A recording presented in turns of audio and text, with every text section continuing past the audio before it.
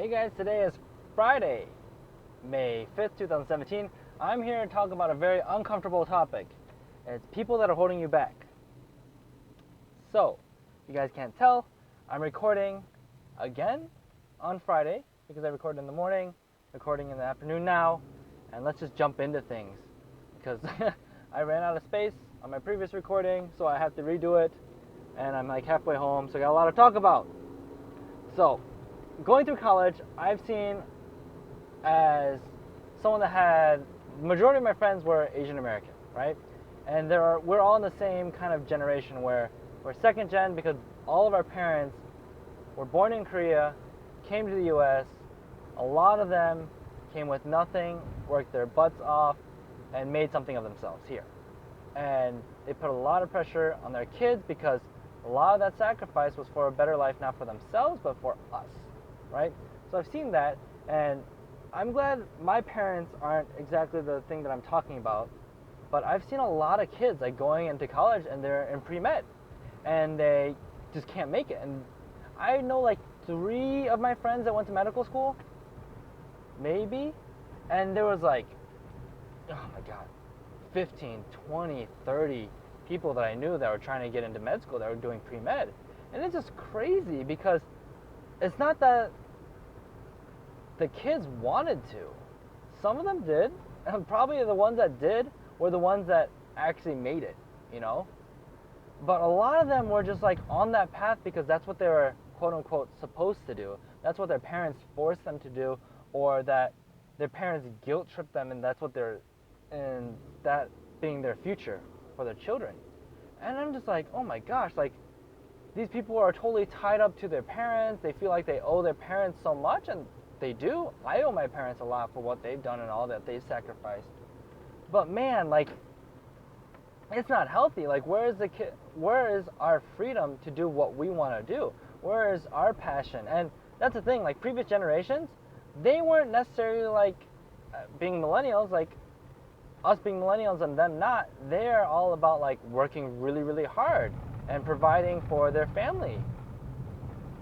Us, with the internet and the changes in just the economy and life and in general, like we are able to make a living off of doing what we want to do, what we're passionate about, at least if you work hard enough. And we do work hard. We've proven that. It's just that we've worked hard on things that we don't care about sometimes. And it's interesting because like the thing that Gary Vee talks about every now and then, which is very hard to digest, and I think a lot of people might take it the wrong way, but we all have those loser friends or loser people in our lives, or the people that are hurting us and our success, and we keep them in our lives. Whether it's because we've been friends with them since grade school, because they're our parents, because they're family, or just because they're cool and we like them, or just we're attached to them, when in reality we have so much. If we're trying to strive to become successful in what we want to do, which takes a lot of work, especially if it's not a traditional route or a typical route, we have enough hurdles to go against. And then when you add people that are bringing us down, that are discouraging or feeding into our complaints or complaining with us or complaining about their stuff and pulling us down and being depressed about their issues too, like that just makes it so much harder. I talked previously, I think, about making sure that as many distractions are moved out of the way, making the ability to move forward, taking out distractions and any roadblocks or anything that makes it harder for us to do that, because it is so hard to continue pushing forward. So when you have these people in your life that are pulling you down and weighing you down and discouraging you, like, oh my gosh, like that's one of the biggest roadblocks, because we're relational beings. We care about people, we care about family, we care about friends, camaraderie, and all that kind of stuff. And it's the saddest I think it's one of the saddest things when it's your family or your parents. Like when you hear something, for example, I'll share a little vulnerability. Like my parents don't like that I'm doing this podcast stuff. And then every now and then they give me a glimmer of hope where like, oh, we subscribed to your podcast, or we've been watching all your vlogs. I'm like, whoa, that's really cool. And like my mom's sharing it on her Twitter and her Facebook, and I'm like, no one's following you. This is not doing anything, and all your friends don't care about my podcast. But like, just that, just those actions were really supportive of me. But then I talked to them later, and they're like, oh, don't say that kind of stuff. What are you doing? This is not good. Why don't you get your master's degree? Like this and that. And like, hey, you know what my goal is, and you know what I'm trying to achieve right now. Why are you like pulling me down? And my dad's like, my mom's like, oh, how much money are you making? Like, are you making money? Are you doing okay? Are you neglecting Jane? And like, all these things are like good, but at the same time, a lot of the things are just totally there to not help, but when you strip away everything, she's adding fear and worry to the situation that doesn't need to be there. And I'm saying she, it should be he and she, my parents. And it's weird because at first they were super discouraging about it. Like, this is a waste of time, but okay, Sammy, I think you know what you're doing. Or it's like, oh, this is game. Like, what are you doing about games? Games are for children. Like, that's what my dad says a lot. But then they've come around where, like, they still have that in the back of their head. They're, like, super worried about what I'm doing because they're like, you're wasting your time. But at the same time, they're like, oh, but you're doing really well. Like, good job. So it's like, now it's like a bipolar effect situation or response, which I appreciate because it's 100 times better than what I was getting previously.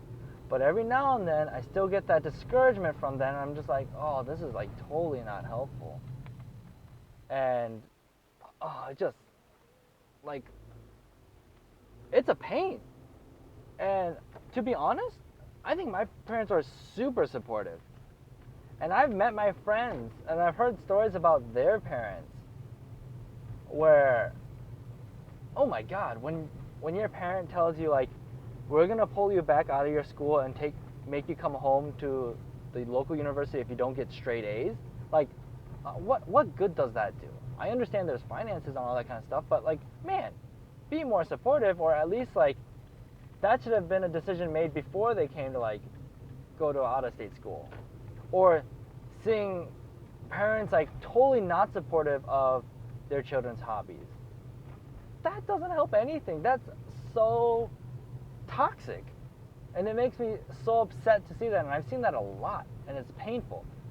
And then now being someone that's trying to pursue like their passion and trying to like make something of myself in that. Oh God, like when Gary talks about those people, like he mentions like, I have a challenge for you. Get rid of that one friend that's your loser friend. He speaks in very absolute and very blunt terms, so it might not necessarily be a loser, but like he says, your loser friend that is holding you back and providing nothing of worth to you except pain and suffering and disruption and discouragement. And I'm like, oh my gosh, that's so true. That's so crazy that can happen. And the scariest thing is, I think for a lot of people, a lot of my friends that I've seen or interacted with, a lot of that's their parents. And I'm like, oh God, that is so sad. And I know my parents love me, and I know their parents love them. But oh my gosh, it's really scary that's the case.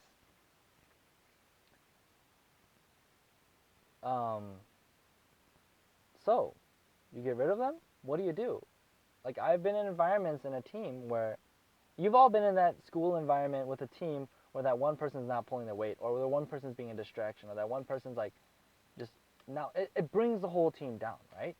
So if I'm trying to do something involved with a team, and my team, let's say the Lolo podcast, if everyone was super discouraging, like, Sam, you're wasting your time, like, why aren't you helping us? Like, hey, I need more time. And like, if they're pulling from me from every direction, being discouraging, not supportive of my actions, which, by the way, they're super supportive, they're super awesome, and yeah, these guys are great on the Lolo podcast. But if they're the other way, oh my gosh, like, I would be fighting such an uphill battle against everyone trying to make my thing, and I'd be so discouraged, and I probably wouldn't have gotten half the stuff I gotten done. Lola Podcast would be dead. If I made the right decision, Lola Podcast would be dead. Or I would have like kicked them all out, or like made my own podcast, because that would have been such a toxic environment. I couldn't achieve things because they just hold me back so much. I'm not saying you guys need to do this. I'm not saying it's easy. I have given my parents ultimatums in my life, which might be disrespectful, but I needed to do and it kept my life healthy. I've seen other people and their lives and their interactions with their parents or other people in their life where they have not been able to have that difficult conversation, or the end result is not worth that difficult conversation, and they are suffering. I think.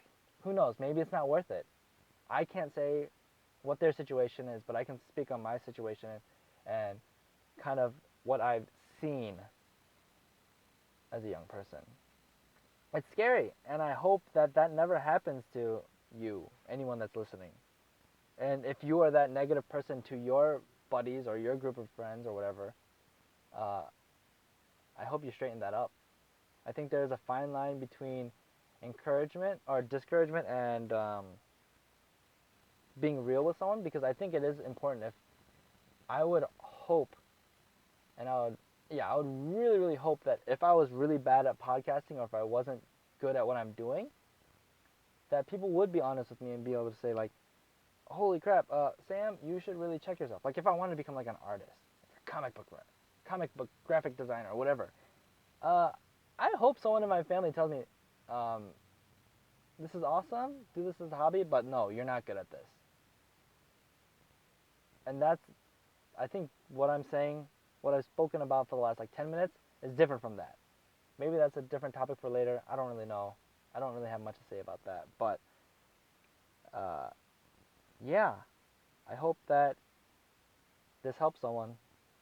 Sharing this knowledge helps someone. Yeah, it's a tough one, and it's hard. Something that I don't want to speak on and tell people to do, because it's it's dependent on a lot of things and a lot of situations, and I don't know your situation, whoever's listening to this. But for me, this I've done a few of these things in my life. I've taken people out of my life that were just toxic and just unhelpful, and it's made my life better, and it's made better relationships with my parents, it's made better relationship with my current friends, or like I'm glad I cut out certain friends in my past too. So let me know what you guys think about this one. This is a tough topic. I feel like there could be good discussion. If you disagree, totally tell me. I'll totally eat that up too, because you might tell me something in your situation where this is totally inappropriate. I'm not telling you to apply this to your life. But yeah, let me know. Like, comment, subscribe. See you guys.